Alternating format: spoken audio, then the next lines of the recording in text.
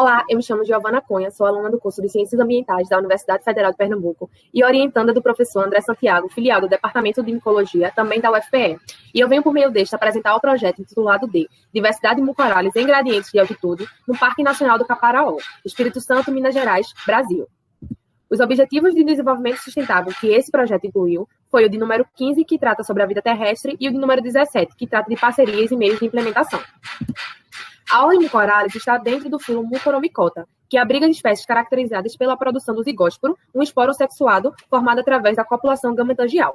Espécies desse filo são amplamente distribuídas no planeta, sendo comumente encontradas em alimentos estocados, excrementos de herbívoros e também no solo.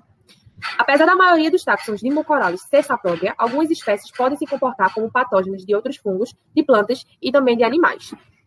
No Brasil, um pouco mais de 75 espécies foi reportada para a ordem dos Mucorales. Então, tendo em vista essa defasagem do conhecimento das comunidades de Mucorales em áreas de altitude, esse projeto objetivou conhecer a frequência de ocorrência, abundância relativa, diversidade e a riqueza das comunidades de Mucorales no solo do Parque Nacional do Caparaó, que fica entre a divisa de Espírito Santo e Minas Gerais.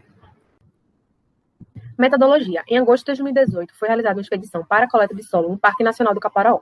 Estipulou-se 6 gradientes de altitude e em cada gradiente foram medidos 3 quadrantes de 25 metros quadrados com distância de 10 metros entre eles. Em cada quadrante foram coletados 5 subamostras de solo em pontos equidistantes e a uma profundidade de 5 centímetros, totalizando assim, por gradiente de altitude, 15 subamostras de solo, que foram condicionados em sacos plásticos esterilizados e isopor com gelo para serem transportados até o Laboratório 1 no Departamento de Micologia da UFPE. Em laboratório, cada subamostra, essas 5 subamostras por gradiente, foram homogeneizadas em uma amostra composta. Então, no final, tivemos 3 amostras compostas por gradiente de altitude. Para o isolamento, utilizou-se 5 microgramas de solo, contidos em placas de Petri com H-germe de trigo mais clorofanicol, que é um antibiótico. Foram observados por 72 horas o crescimento da colônia e também esse tempo foi em temperatura ambiente. Confirmada a pureza, as colônias foram realocadas em tubos de ensaio contendo H-extrato de malte, o MEA, e para a identificação dos espécimes foram observadas as macro e microestruturas de acordo com a literatura específica, com auxílio da lupa e do microscópio. Resultados e discussão. Do solo analisado, foram reconhecidos e identificados um total de 8 espécies de Mucorales, distribuídos entre os gêneros de Absídia, Cuningamela, Mucor e Rhizopus. Esses gêneros já foram bem reportados em solo de Mata Atlântica e também em brejos de altitude aqui de Pernambuco. Neste projeto foram isoladas cerca de 2,8 vezes 10 a quarta UFC, unidades de formadoras de colônia por grama de solo, e o táxon que mais teve UFC foi a Cuningamela bertholletii, com 6,6 vezes 10 a terceira, seguida de Mucomoelere e Absídia SP1. Em questão de gradiente, a altitude 1 foi o ponto em que teve o maior número de UFC, sendo 6,6 vezes 10 a terceira. E analisando a questão da riqueza de espécies de Mucorales no solo do Parque Nacional do Caparaó, a altitude e o gradiente que teve o maior número de riqueza foi a altitude 4, com um total de 6 espécies. E a que teve o menor número de riqueza foi a altitude 6, seguido da altitude 1, onde a altitude 6 não teve nenhuma presença constatada de Mucorales e a altitude 5 só teve apenas uma espécie de Mucorales. A tabela 2 vem mostrar, em porcentagem, os valores da abundância relativa e da frequência de ocorrência dos Mucorales que foram identificados. A Absídia SP1 e a Absídia SP2 foram táxons novos, então são espécies novas. Por isso que tem o SP1 e o SP2.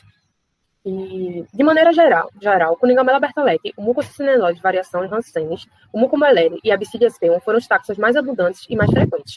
Mas, pontuando, o táxon mais abundante foi a Cuningamela bertholletii, com 0,38%, e o táxon mais frequente foi o Mucomoelere, com 38,09%. Por fim, a altitude 4 e a altitude 1 foram as que tiveram a maior diversidade da comunidade de Mucorales. E essa tabela número 3 nos mostra, em porcentagem, os valores de similaridade entre os gradientes estudados. Então, podemos observar que a altitude 1 e a altitude 3 foram os gradientes mais similares, com cerca de 69,84%, seguido da altitude 1 com a altitude 4, com cerca de 58,82% de similaridade.